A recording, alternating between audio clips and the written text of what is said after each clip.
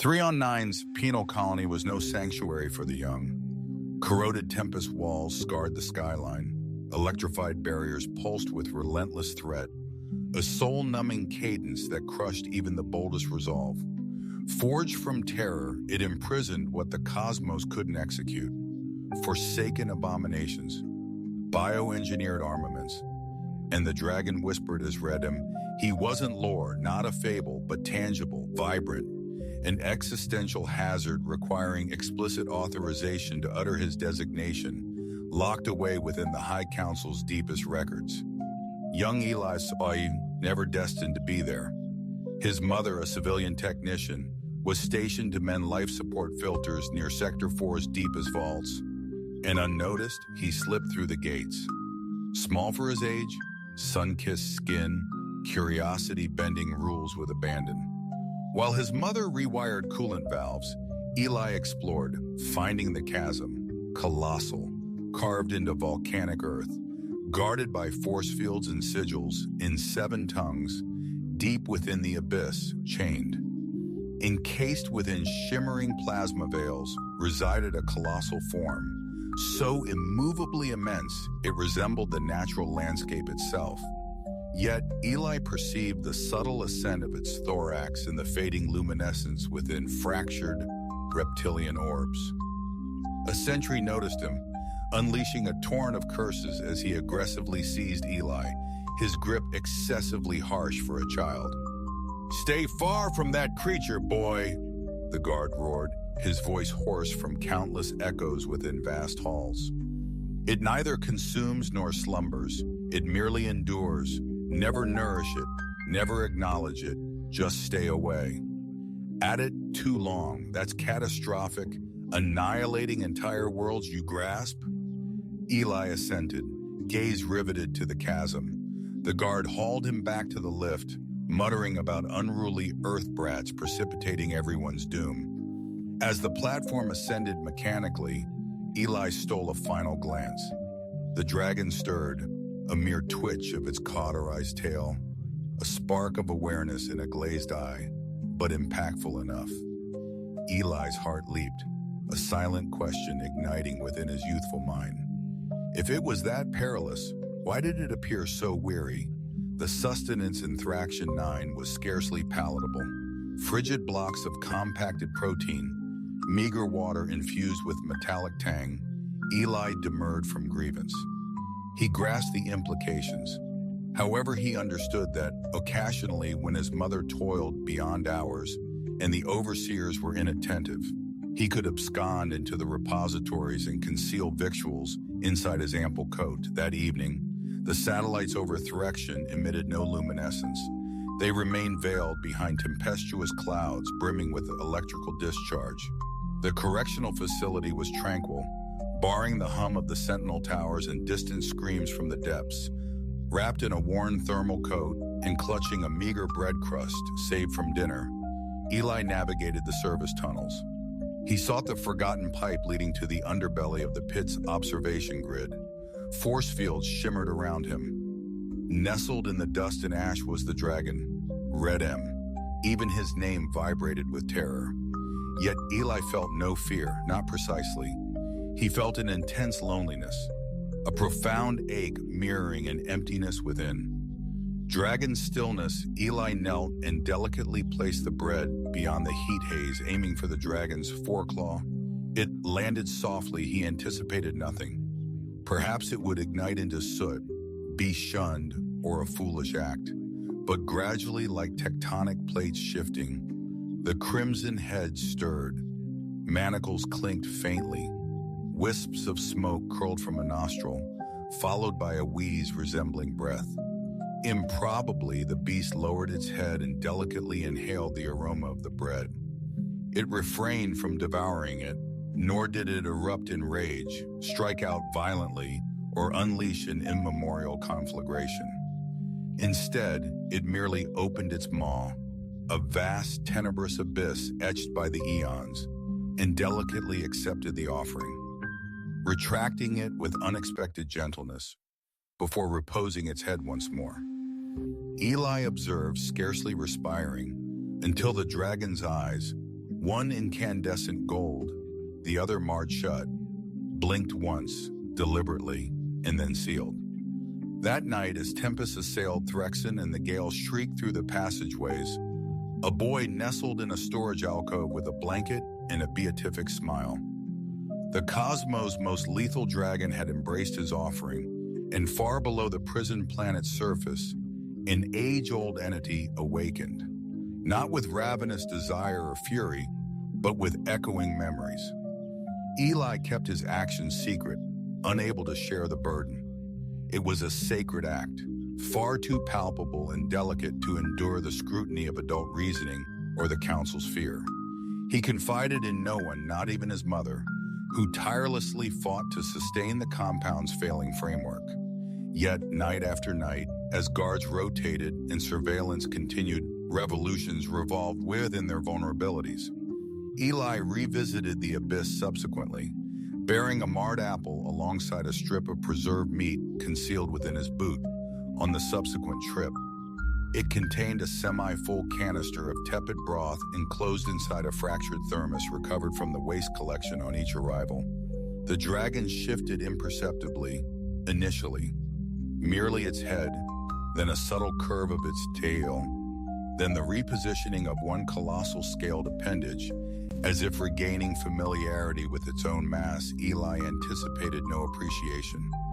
He never entreated the creature to articulate or demonstrate stunts, or to be something different from his gentle proposition, like nourishing a famished specter, and the redden conceded once. When the boy ventured precariously near the precipice, he stumbled on the loose gravel, emitting a sharp cry as he tumbled, not critically into the abyss, but enough to graze his elbow, drawing blood. The sentinels remained oblivious. No one intervened, yet the dragon stirred. The colossal head ascended loftier than previously witnessed, and for an extended moment, the creature simply fixated on him. Subsequently, with deliberate, heart-wrenching slowness, it edged closer to the core. The chasm closer, not to engulf, thunder, or lash out, but simply to exist nearby, as if mere closeness offered some delicate solace. That eve, Eli perched on the precipice, bandaged limb exposed, weaving tales into the swirling smoke, narratives of a homeland he scarcely recalled, accounts of azure heavens and breezes untainted by metallic tang. The red nymph absorbed it all, and while remaining voiceless, emitted a unique sound, neither a snarl, exhalation, nor hiss, but a guttural, almost tuneful murmur, a resonating hum. The pit's sentinels took heed, with one attesting that the creature had not growled. Sprang into action exceeding 2 weeks. A different source mentioned the dragon initiated rotating its head, tracing movement instead of remaining static. Someone quipped anxiously, "Seems the monster is mellowing out." The council remained stoic, dispatching an internal command, amplifying monitoring, re-examining the chain's resilience, and scanning for mental interference. The Crimson M was not designed to react towards anything. Not agony, not instigation, undoubtedly not compassion. Yet it did, and the compassion continued. One evening, Eli brought a petite plaything, a damaged clockwork strider containing 3 legs. The dragon tenderly nuzzled it, a faint echo of a past life, a forgotten night. The boy crooned a soothing lullaby, reminiscent of his mother's sleepy hums, before fear eclipsed her. The colossal creature bowed its head, eyes shutting in serenity. In the watchtowers, guards obsessively replayed the sequence. Utter bewilderment paralyzed them. No one dared to report the impossible. Meanwhile, shrouded in shadows, a nameless, insignificant boy, unnoticed by the galaxy, extended profound empathy to a being deemed monstrous and undeserving. The beginning. The disruption wasn't a fracture, but an almost inaudible metallic sigh whispering through the monitors. No alarms blared. The dragon remained still, evading conventional triggers, yet something above was subtly coming undone. A junior tech highlighted it. His boss, after a cursory glance, dismissed it as background noise. After all, Red M's chains were fortified with anti-resonance alloys, quantum-hardened and secured by triple energy drains. Impregnable, surely. Could shatter them, save perhaps time or a profound connection. Ali perceived the shift upon his arrival. The dragon's breath had transformed. No longer strained nor feeble, but resolute, deliberate. It was akin to a forgotten force stirring from an extended, dreamless slumber. Initially silent, the boy perched at the edge, knees drawn to his chest beneath his coat, observing the creature exhale wisps of steam into the nocturnal air. Finally, he inquired, "You're no longer simply existing, are you?"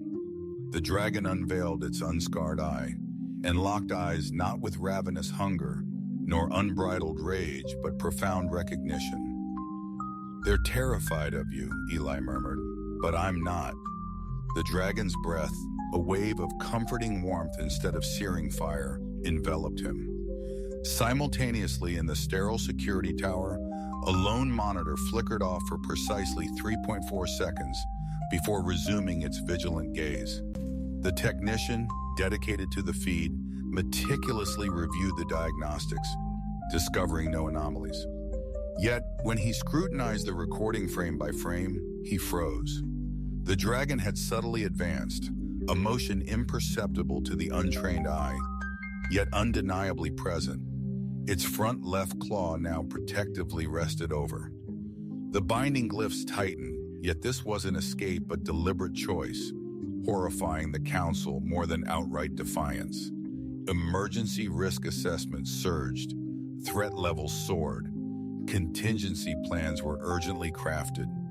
Some advocated immolating the Red M within a planetary core via mass acceleration weaponry.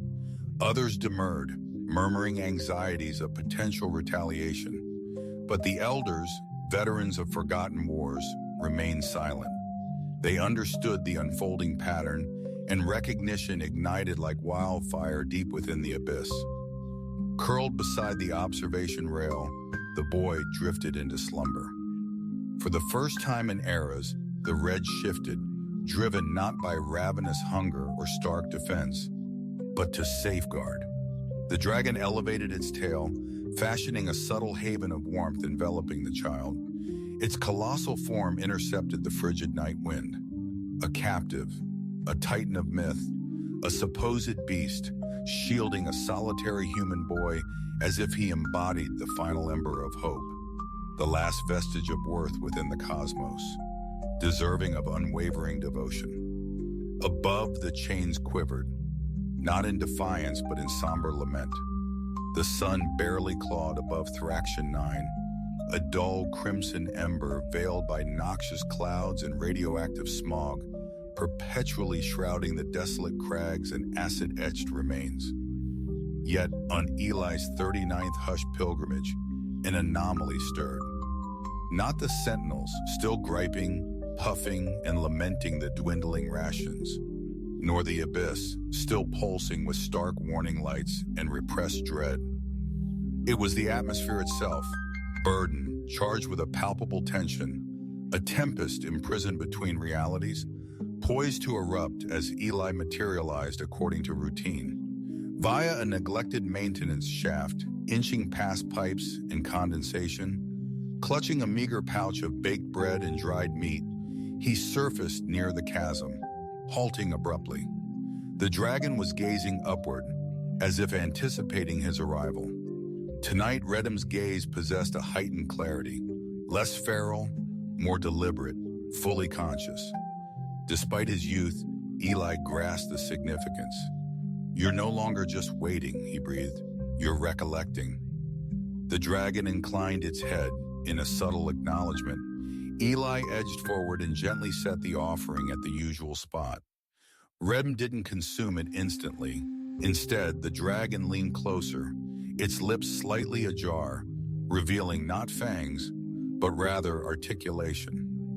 This wasn't language as we know it, no words, no voice, but a profound resonance that transcended mere speech. It vibrated through the stone floor, pulsed against the boy's very core, and awakened long-dormant memories. Images surged through Eli's consciousness, fleeting visions of stellar genesis, dragons soaring between celestial bodies, and timeless metropolises crafted from starlight. Sound, wind, a monumental descent, a profound betrayal, and a millennia-spanning silence. Eli collapsed, not from agony, but from the sheer force of connection. The dragon recoiled, not inflicting harm, but sharing knowledge. Above, in the towers, guards panicked. Emergency lights blazed. One yelled about a psychic barrier faltering, another shrieked of fractured glyphs, and the eldest simply fled in utter silence. By the time backup materialized, the moment had irrevocably passed. Redma had wrapped around Eli, not menacingly but possessively, a bold statement. Eli, diminutive and defenseless, stood by the creature, offering no resistance, simply stating, "He's no longer yours to control." A silence, more oppressive than battle, descended. Then the initial chain broke, not with a bang but a soft release, as if surrendering willingly. Calls went out for orbital backup. Council enforcers, dreadnought sentinels, elite psychic purgers. Starships thundered through Threxian 9's atmosphere, burning brightly against the polluted skies. Echoes of bygone deities. A stringent quarantine was enforced, mandating the creature's neutralization by any available method. Some braced for carnage, others for a prolonged siege. Yet their landing unveiled an unprecedented anomaly that defied all prior directives.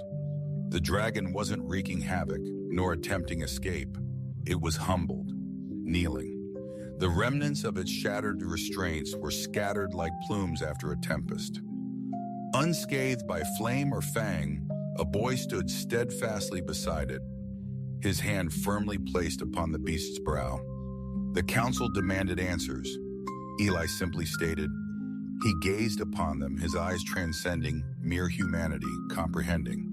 When a commander brazenly brandished his weapon, the dragon remained unfazed. But the instant he targeted Eli, a surge of intense heat akin to the sun's breath engulfed the battalion, causing every scanner, weapon, and radio to vaporize into utter silence. A solitary stride from the behemoth transmuted armored warriors into statues, not of dread, but of sheer, overwhelming reverence as the psychic exciser, honed to obliterate minds and expunge memory and thought, stood powerless. Vanquished without striking his foe, "It's not a beast," he gasped, before succumbing to darkness. His words sparked a dire shift. The War Council, in desperation, decreed a global red-class exile for both the boy and the dragon. Yet, enforcement never materialized, not out of fear, but from fading memories. Veterans whispered tales of a war of molten skies, of dragons who once maintained equilibrium, not havoc, a time preceding dominion and strife, when dragons embraced exile to avoid weaponization. Redma, once a protector until treachery had imprisoned him, yet he selected a youth to shatter the silence. Not a general, not a priest, simply a boy. The council attempted a deceptive narrative, labeling it a mere function, a legendary myth revitalized, a statistical anomaly. However, throughout the colonies, the raw truth ignited like an inferno, interwoven with burgeoning hope. The mighty dragon yielded not to brute force, but to gentle compassion. The galaxy would forever perceive both the beast and the boy in a profoundly altered light. The boy and dragon departed Threxian 9 swiftly, before the council could conjure another fabricated cage or refine a fresh falsehood. No vessel accompanied their departure, and no triumphant procession celebrated their escape. Their exodus, they strode man and beast unshod and clawed through the compound gates that once hissed open solely for captives or doom. The centuries had dissolved like vapor, not from commands but because their hands trembled, too fiercely to lift their arms, and something primal within them, more ancient than discipline, had murmured, "Grant them passage."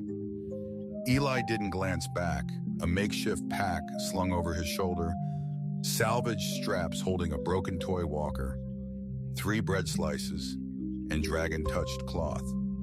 Behind, Redma moved with timeless, deliberate grace, each step echoing through the volcanic terrain. No chains restrained him, no glyphs silenced his roar. The air thrummed with a gentle warmth, a healing embrace where flames once reigned. They breached the tempestuous outer fields and traversed the decaying rust belt where scavenging clans lurked behind fractured domes, untouchable. Some knelt, others wept, failing to grasp the warp speed news. 7 systems already echoed the message. The Red rises again, not in fury. Deception was suspected, renewed conflict feared, but then came leaked recordings from rogue council agents. The dragon, at peace, beside a small Terran boy, head bowed. Humbled like a devotee before sacred temple steps, these weren't displays of mere dominance. They posed a graver threat to the Empire, reflections of ardent devotion on Harkus Prime. Entire penal structures crumbled suddenly overnight. Mysteriously, guards awoke to discover their keys fused and cell doors unlocked. Whispered rumors spread of a deep resonance, moments before akin to thunderous melodies echoing on Cauldry 6, a desolate orphan settlement, former site of covert experiments, recounted a winged silhouette descending at the witching hour, bestowing supplies, food nourishment, and warmth. Radiating stones of origin, unknown, have existed on every planet Red Maw and Eli traversed. Dread morphed into stillness, and stillness blossomed into awe. Not for the dragon's inferno, but for his restraint, a refusal to unleash his might, even when justified, even when provoked. This self-mastery, this haunting recollection, instilled more terror in the Council than any conflagration ever could. At the galactic core, the Grand Hall of Order trembled beneath the crushing weight of a long-suppressed truth. Control was crumbling. The once invincible Council began to shatter from within, as measured discourse devolved into frantic desperation. "We should have annihilated it when the opportunity arose," boomed the Primarch of Sector 12. "The dragon is corrupting the lower systems with emotion." Yet, former code adherents murmured, "Perhaps it isn't corruption, but recollection." They dispatched emissaries to waylay the boy, envoys laden with enticements, pledges of dominion, and empty regrets. Eli remained unresponsive, continuing his stride with the drone trailing behind, disregarding accolades and dismissing trepidation, as though the galaxy's potentates were mere phantoms. They attempted to send advanced warships next, yet the initial dreadnought entering their trajectory endured a total system collapse. Every star core engine, every targeting matrix ceased operation, not by any weapon, but an archaic energy signature deemed eradicated. The dragon's intrinsic will embodied not in armaments, but in its sheer manifestation. No lives perished, however. Further pursuit ceased immediately. The Council demanded immediate clarification from their archivist Jervis. History experts, trembling, divulged from ancient, unsealed texts and fragments of truth emerging from suppressed myths. Dragons were not a product of guardians forged to ignite only when compassion falters, Chaos One proclaimed. And this boy's significance, the Chancellor pressed? Hope incarnate, the historian elucidated. Or perhaps forgiveness given form. Rebellion murmured, spreading like wildfire. Colonies adorned walls with murals depicting Redm as Eli's shield. Not a monster, not as Eli's messiah, but a beacon of what the galaxy yearned to reclaim. The Council's censorship order arrived too late. The image exploded across the stars. The boy, serene, nestled against the dragon's mighty chest. Smiling faintly, burdened by ages past, entire armadas defied commands. Officers resigned, even assassins bearing death returned bearing tributes, their eyes echoing unspoken dragon's wisdom. Within council chambers, the last crimson signal pulsed, collapsed nigh, yet no onslaught, no explosion, no treason, only a youth in dragons strolling leisurely to the cosmos's edge, leaving a galaxy compelled to recall its suppressed truth that even, perhaps when shown compassion, the mightiest beast would defend our world, not destroy it. They settled at the edge of the murmuring void, where a myriad of moons and stars glittered frigidly in the night. Red Maul coiled his massive frame protectively around the child, his fire now a beacon against the biting cold. Eli rested near the dragon's heart, its beat a steady echo of ancient drums, sharing enchanting earth tales, stories of rainfall, melodies, and vast oceans. Had never witnessed such a spectacle. Though the ancient stars had observed eons of conflict, they now stared in awed stillness at an event more precious than tranquility. Genuine faith blossoming between unlikely allies. From the shadowed fringes of lost galaxies, others flocked, not warriors nor invaders, but the fractured, the ostracized, beings once persecuted by the establishment, dragons cloaked in secrecy for millennia, and exiles whose transgressions were merely loving unconventionally or prophesying unpopular truths. They sought not sanctuary, but kinship. And Redm, whose moniker once instilled dread throughout empires, now rested peacefully, allowing scared beings to slumber near his blaze. The council didn't collapse with fierce blasts, nor ignite in fiery revolt. It merely withered away, its directives unheeded, its armaments corroding, its chambers forsaken by those who at last discerned the deceit of dominance for its true form. Superseding it arose something the galaxy had neglected. Camaraderie springing not from subjugation, but from communal endurance, interwoven not by statutes but by affection, tales, and the glow of embers. Eli never pursued sovereignty. He never desired command. He simply listened, evolving into something empires couldn't engineer and dragons couldn't craft. A legacy. Years blurred, yet the story blazed across star systems and icy planets, through crystal jungles and wind-sculpted deserts. Ballads echoed a boy who nurtured a beast, discovering a protector. Young ones across every species reenacted the moment, a figure offering a toy dragon morsel softly promising, "You're truly never alone again."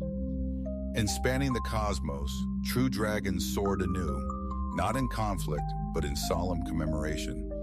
Eli's countenance matured, his eyes deepened with wisdom, yet he remained steadfastly by the dragon's side. Even as metropolises ascended from desolation and fresh emblems waved over formerly fractured settlements, he and Red Maul lingered at the periphery, not banished, but embracing tranquility, allowing others room to recover. Occasionally they were glimpsed at twilight, a youth and a magnificent creature gazing at the constellations in silence. On the day Eli's heart wearied beyond repair, he nestled against Red Ma's colossal head, uttering only, "You were never the end." Where, O colossal titan, had you vanished?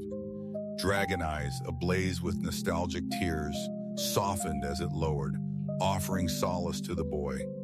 When the dragon soared once more, solitude marked his flight, yet purpose guided his every path. Through each realm he ignited hope, trailed by a gentle warmth that nurtured, a light that illuminated without blinding, and a profound silence that eternally echoed kindness.